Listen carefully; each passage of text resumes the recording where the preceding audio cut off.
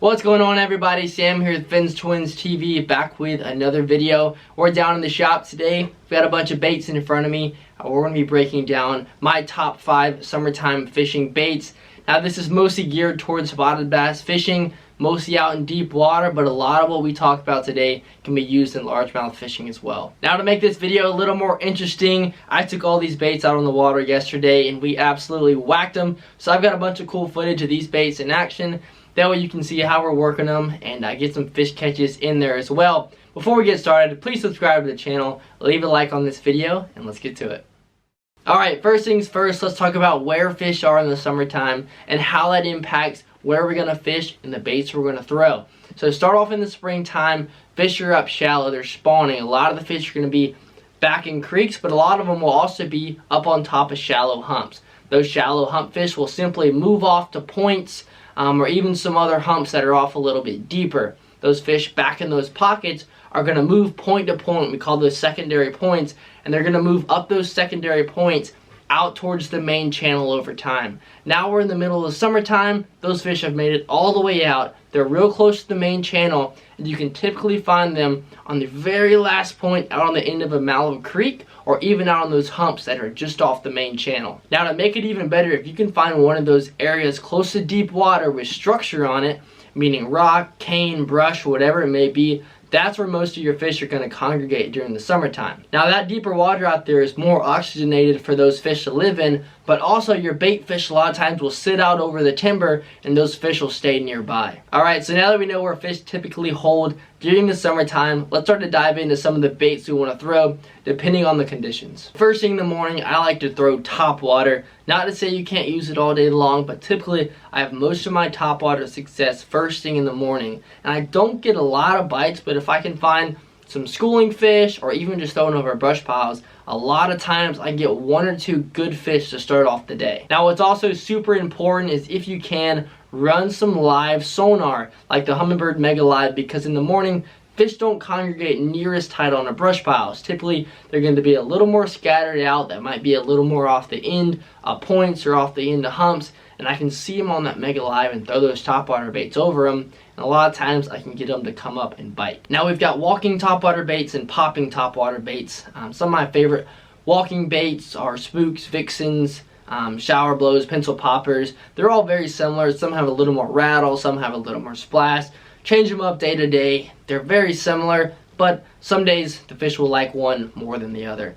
Now on the other hand, we have popping baits, and we did a lot of this last year and they worked really well for us. It's a little smaller presentation. You don't always have to give them a huge splash, so like I said, little less wind is always a great option and a little more of a subtle presentation. Now another big thing to think about with topwater baits is color, and people ask me all the time, what color do you like to use for topwater baits? And I tell them it just depends on the condition. If I've got a real bright sky, not a lot of clouds, I'll match that and go with a chrome bait, something with a little more flash. Now if I've got a lot more clouds, more of a dim day, not near as much sunlight, that's when I'm going to pull out a lighter color like a white. Or even a bone color bait works great for these situations.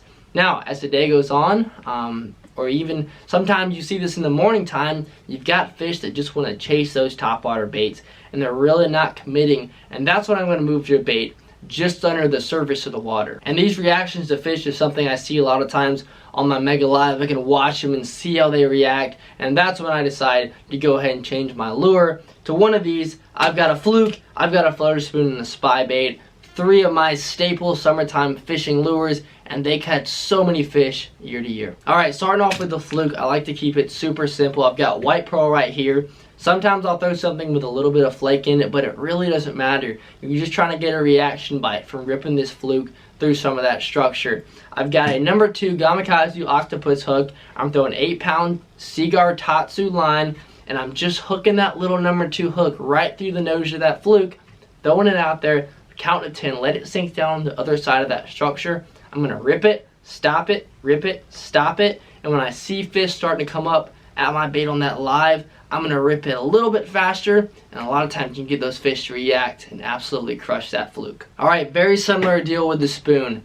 Almost exact presentation, but I can let it sink down a little further and it sinks a little faster. Throw it out there, let it sink down. If I'm seeing fish on the bottom, I'll let it sink all the way to the bottom. If they're suspended up a little bit higher on that structure, I won't sink it near as far, but I'm ripping it up, letting it fall. Ripping it up, letting it fall. And same thing, a lot of times, fish won't eat real slow baits, but if you can rip something through there and get them to react, they'll love it. Alright, last bait for the middle of the water column is a spy bait. Very popular bait. It was fairly new a few years ago, and it caught on quick because this bait catches so many fish, but I tell you, it's extremely slow and you've got to have a lot of patience for this bait. I throw 6-pound Seaguar Tatsu line, almost as small as I'll ever get on line with this bait, but I let it sink down just above the top of those brush piles, and I reel so incredibly slow. And why this bait is so unique is when you reel it that slow, it's got a cool little sideways action. So it's not sliding back and forth, but it's a real slow sink, and it just teeters back and forth. And especially on days that are very calm,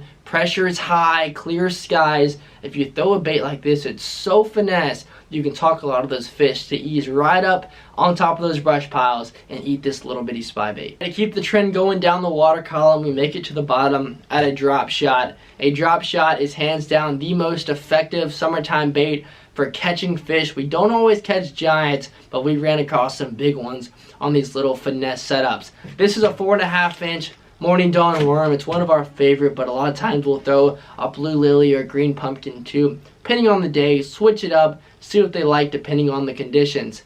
Now, we're matched that up with real light line and a light hook. 6 to 8 pound Seaguar Tatsu line. We don't want to go any bigger than that. You want real finesse line with little hooks. I'm throwing a number 2 Gamakatsu G finesse hook, and don't let it fool you. These little hooks will still catch big old fish. All I like to do is ease up, get about 30 to 40 feet out from these brush piles, flip it out there. I can watch it on Mega Live and kind of see where most of the fish are in the pile, and that's what I'm going to target mostly. But let it sink down on the bottom. You don't want a lot of slack in your line, because a lot of times that line can get hung up on structure or limbs or whatever it may be. But let it sink down on a fairly tight line. When it gets to the bottom, hold it still. I almost like to dead stick it. I don't move much at all. I twitch it a little bit every now and then and just hold on. Guys, we've had so much fun throwing all these baits over the years, and have really enjoyed trying out so many different lures and finally narrowing down to some of our favorites that we can now share with you guys and hopefully help you guys get out there and catch more fish next time you're on the water. If you guys have any more questions about summertime fishing or anything related to what we do or fishing, please let us know down in the comment section below. I'd love to share with you guys whatever y'all need help with and expand well beyond the content that we have in these videos. But before you leave, please subscribe to the channel, leave a like on this video, and I'll see you guys next time on Finn's Twins TV.